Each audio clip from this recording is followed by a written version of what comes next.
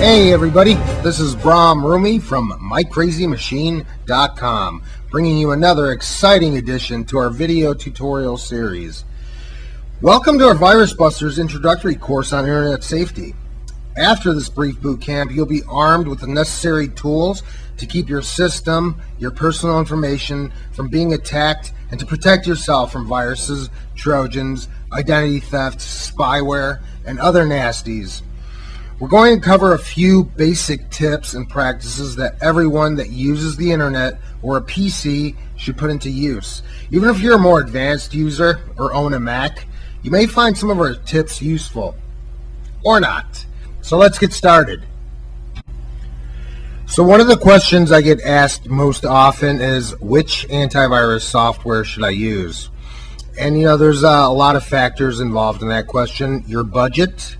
And nowadays a lot of even the free antivirus software is just as good as the paid. What I prefer is ESET Node 32. Now, I don't work or patronize ESET, but if they offered me money, I wouldn't say no. But if you want a paid antivirus, I definitely opt for ESET Node 32. Stay away from Norton's.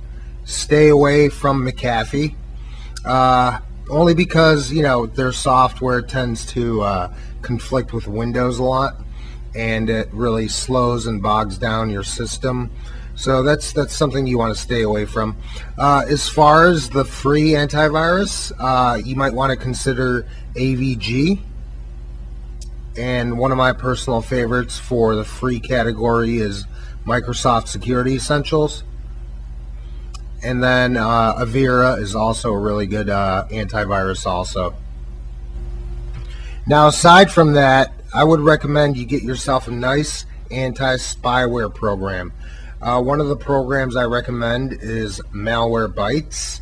They have a paid and a free version of it. The free version is not active, so it's not actively looking for spyware. I'm not going to spend a whole lot of time on how to use the software. If you haven't seen our first series on how to remove viruses and Trojans and spyware, you can click on the link that you see on the screen right now, and it'll give you detailed instructions. Just make sure you install some sort of anti-spyware program, either as active or a removal tool. Okay, on to Bootcamp tip number 2. Get rid of Internet Explorer. Do not use Internet Explorer as your main web browser.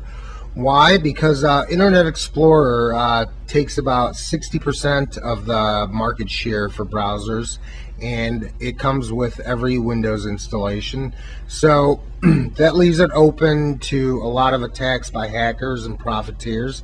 They want to attack the browser and find security holes in the browser that most people use, and that unfortunately is Internet Explorer. So it's got a lot of loopholes, a lot of security holes that hackers take advantage of. Now, one browser I would recommend, actually two, is Google Chrome or Mozilla Firefox. They are both really good and efficient browsers. You definitely owe it to yourself to check them out. Okay, on to Bootcamp tip number 3. One of the most important things that you can do is to make sure Microsoft Windows is updated. Whether you have XP, Vista, or Windows 7, it's very important that you keep your system updated, because Microsoft, the way the code is written, hackers will always find a way to penetrate that, and any kind of security holes they find, they will access those security holes and damage your computer. So I'm using Windows 7 here, but it's similar for XP and Vista. What you want to do is go to this start button. It should say start in XP, and go to control panel, system security, and check for updates. Now you can see I haven't updated in over a month. I know, bad, very bad. But you want to make sure you click on the check for updates button and install any kind of update that Microsoft has, any kind of patch to cover up those security holes. Aside from Windows updates, it's very important to update Java, Adobe Acrobat, and Flash. Typically, if an update is available, they will send you a link, and right about here you'll see a notification that says, hey, there's an update available. Do you want to update? If you do get that notification, make sure you update those files. Do not wait. Update those files immediately. Now, aside from the Windows updates, you want to make sure your firewall is on. First of all, you can either choose to have Windows Firewall. So what you can do is hit the Start button, Control Panel, System Security, and here's the Windows Firewall. Just to make sure that you are protected, make sure, turn Windows Firewall on or off. Okay, this tells you my firewall is on.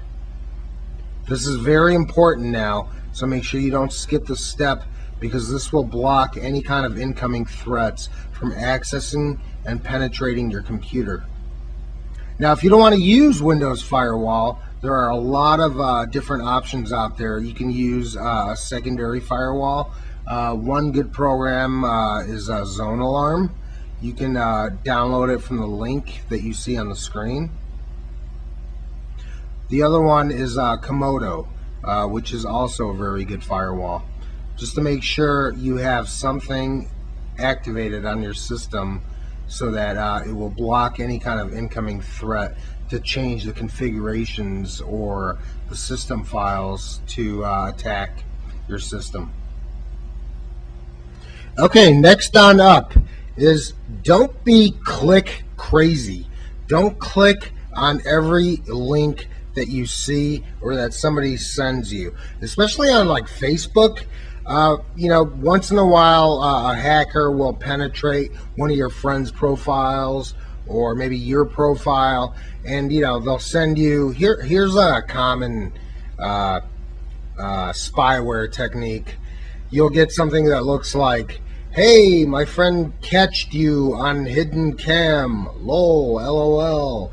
Once you click on this link, which obviously wasn't sent by your friend but was sent by somebody else, and once you click on this link, you'll get infected with a virus, which basically what you're doing is you're clicking on the link and installing some sort of file on your system that's going to create a lot of problems. So just be very cautious about the kind of links that people send you, especially through like chat systems, AOL chat, Google chat. So Bootcamp rule no, wait, what's this? Oh, hey baby, Jessica gave me your number. You are so hot. I've been seeing pics of you. But if you want to see me, oh yeah, I want to see you. Let's click in here. Hey. What just happened? What's going on here? As you can see, I've recovered from a serious attack. One thing I wanted to cover right now is, just to be careful of the links you click. Now, how do you know what links are trusted and which are not? You really don't, because your friends or your family's account can be infiltrated and they can send you bogus links to check out maybe a video of yourself doing something crazy. That's an almost typical Facebook technique. Hey, here's a video of you. Click here to see the video. And once you click on the link, you're infected. So how do you get around that? There's one technique that you could do. I'm going to show you an example of this is both a phishing link, but it can also help you in determining which links are good. So I'm going to open up my browser here. I received this email from my banking account, that's Chase, your bank account needs to be updated. So I click on this, okay, and right away it says, we've noticed that your Chase account needs to be updated. We have made blah blah blah, and we need your credit card details and your billing information. Now Chase wouldn't be asking me for my credit card details over an email. So what you can do is, if you see a suspicious link, what you could do is take your cursor, okay, and hover over the link. Now what you'll see to your left is the real link to where this is going to direct you to. It's obviously not Chase. It says executiverecruitment.net. It's obviously a site that's been hacked and designed to extract information from you. So it wants your credit card number. Do not click on that link. I did it just for fun, and you know, my Antivirus caught the site and said, hey, this is a phishing site. And this is a great example of phishing. What they do is send you a legitimate email from what looks like your bank. How they know I bank with Chase is kind of amazing. But you know, they designed this email to make it look like it came from my bank. And once I click on this link here, and again, you could see it's not going to the Chase site, but it's going completely someplace different.